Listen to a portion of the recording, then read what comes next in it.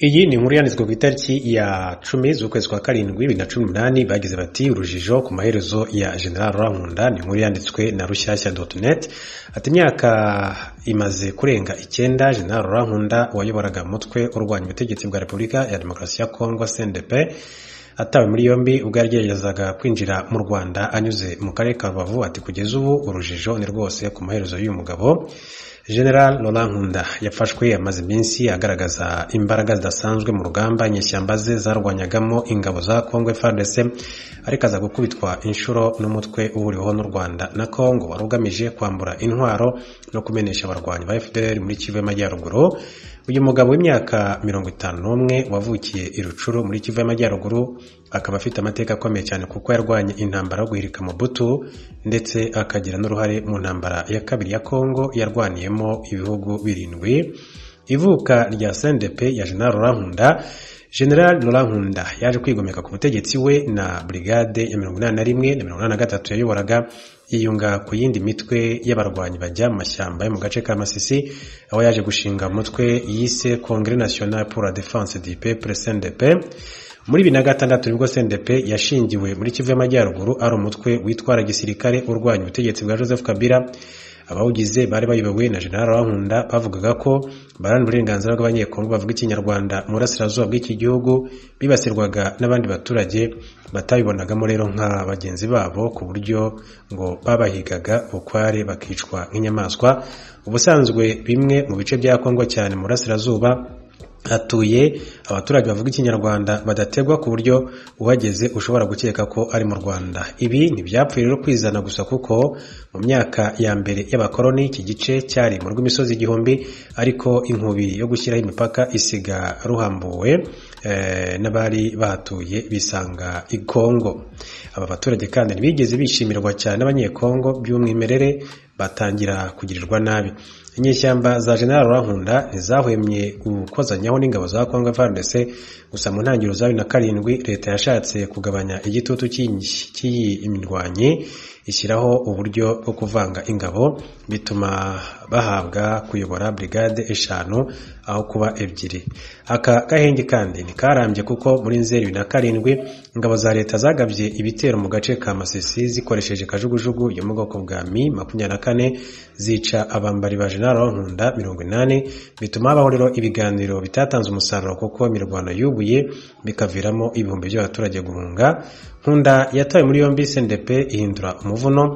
Mu ijoro ryo ku itariki 22 Mutarama ku isaha ya 5:30 nibwo General Nkunda yafashwe ubwo yashakaga guhungira mu Rwanda. Ingabo z'u Rwanda n'iza FARDC batangaje ko abarwanyi be basabwe gushyira intwaro hasi. Uyu mugabo yatawe muri yombi bidatinze. General Bosco Ntaganda atangaza ko yamusimbuye ku buyobozi bwa CNDP, ndetse kandi anemera ivangwa ry'ingabo ze n'iza leta. Ni mbere yuko ku itariki 23 Werurwe 2009 yashyize umukono ku masezerano y'amahoro na leta ya Kongo, bemeranya ko uyu mutwe uhinduka ishyaka rya politike mu rwego rwo gusaba kurekura imfungwa zayo. Aya masezerano kandi yaje kutubahirizwa, bibyara amahari yavutsemo umutwe w'inyeshyamba za M23, bisobanuye itariki amasezerano yashyiriweho umukono zabayeho kuva muri 2012. Icyifuzo cya Kongo kuri Nkunda cyatewe utwatsi. Nyuma yo gutabwa muri yombi kwa General Rurankunda, leta ya Kongo yifuje koherezwa uwo mujenerali, ariko u Rwanda rubyima amatwi bitewe n'uko nta masezerano yo guhererekanya abanyabyaha yari hagati y'ibihugu byombi, no u Rwanda na Kongo. Byongera kukuba mu mategeko ya Kongo igihano cy'urupfu cyari cyemewe kandi u Rwanda rwaragikuyeho kera. Ibi bigatera impungenge ko uyu mugabo yari kugezwayo akaba yagirirwa nabi kugeza ndetse akaba yanakwicwa. Imyemerere ya General Rurankunda. General Rurankunda yavugaga ko yakiriye agakiza kandi ajya yambara agapesi kanditseho ngo Rebels for Christ, kandi ngo ari pasiteri mu idini y'Abadiventiste b'umunsi wa karindwi. Muri 2005 Rurankunda yarezwe ibyaha bibangamiye uburenganzira bw'ikiremwamuntu n'urukiko mpuzamahanga mpanabyaha rwa RAE ICC International Criminal Court. Muri 2002 kandi yarezwe kuba yaragize uruhare mu iyicwa ry'abantu 60 Kisangani mu guhosha imvururu zari zihari, aho bakanavugamo ko yishemo intumwa ebyiri za Loni zakoragayo iperereza. Ibi byose ariko General Rankunda yarabihakanye, avuga ko umuryango mpuzamahanga ntacyo witayeho ku mutekano w'abantu bo mu bwoko bw'abatutsi bitwaga, nk'uko ntacyo bakoze muri jenoside yakorewe abatutsi mu Rwanda mu mwaka w'1994. Amaherezo ya General Rankunda ni ayahe? Tariki 26 Werurwe 2010 urukiko rw'ikirenga rw'u Rwanda rwanguzuye ko General Rankunda ataburanishwa n'inkiko za gisivili zisanzwe, kuko inzego za gisirikare zo zamufashe kugeza ubu ntabwo igeze aburanishwa. Iyo urebye rero imiterere y'ikibazo cya General Rankunda, usanga amaherezo yo ari uko muri Repubulika Iharanira Demokarasi ya Kongo hazajyaho ubuyobozi bushya busimbura ubwa Kabila cyangwa se ubwa nyuma yaho, kuko Nkunda aracyari muto ati mu myaka, ati bukaba bwamwifashisha muri icyo gihe, ahanini bitewe n'uko yakunze kurangwa na discipline iri ku rwego rwo hejuru. Ni inkuru yanditswe n'ikinyamakuru Rushyashya.net icyo gihe. Ati nubwo muri 2002 ICC yigeze gusaba gufata General Rankunda bikaza kwangwa n'ingabo za Loni zibungabunga amahoro muri RDC MONUSCO, ibyo kumushakisha ati bisa naho byataye agaciro, kuko bizwi ko uwo uru rukiko rwiziritseho ruhatana, ati kugeza rumubonye, ariko we ntirwakomeje kumushaka. ICC yashinjaga General Rankunda ibyaha by'intambara, ihohotera rishingiye ku gitsina ndetse no kwinjiza abana mu gisirikare mu myaka 5 yamaze arwanira mu burasirazuba bwa Kongo.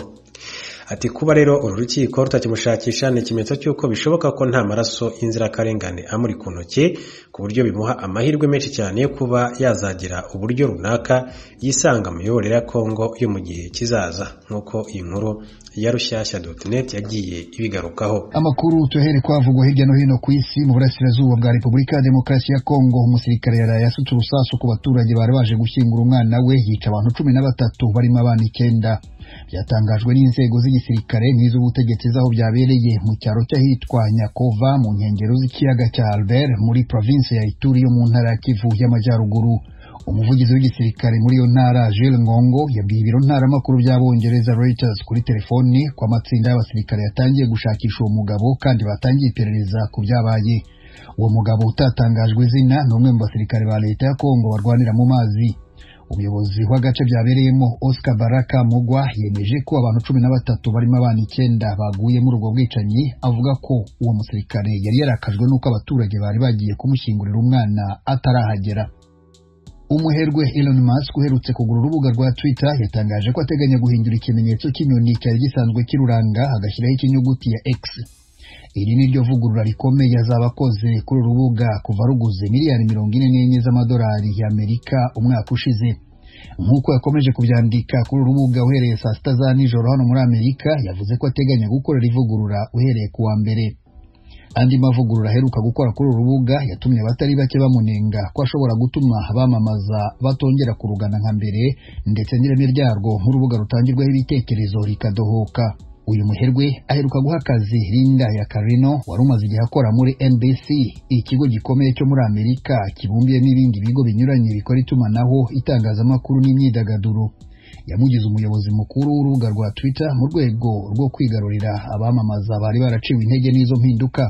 Kuva Elon Musk aguze urubuga rwa Twitter, abatari bake bahise baruvaho banga ko impinduka zarukoraho zabangamira ubucuruzi bwabo. Uko akane yatangaje ko hari abagarutse ariko ntiyabisobanura mu buryo burambuye.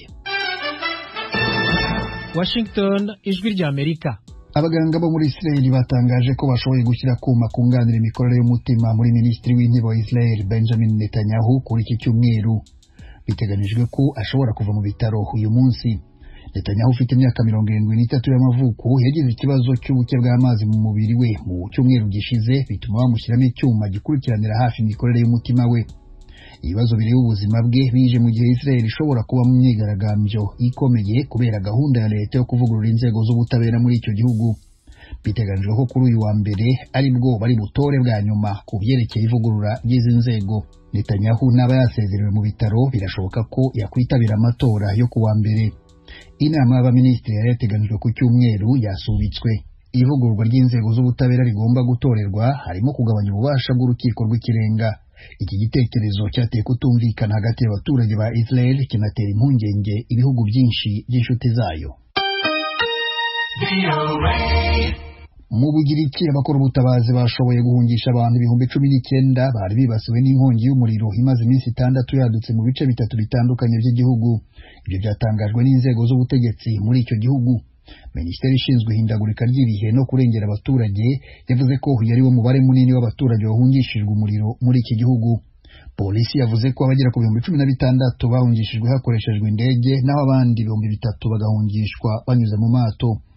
Bose uko bari bakuwe mu byaro 12 no mu mahoteli atandukanye nta wari ufite ubushye buturutse kuri uwo muriro.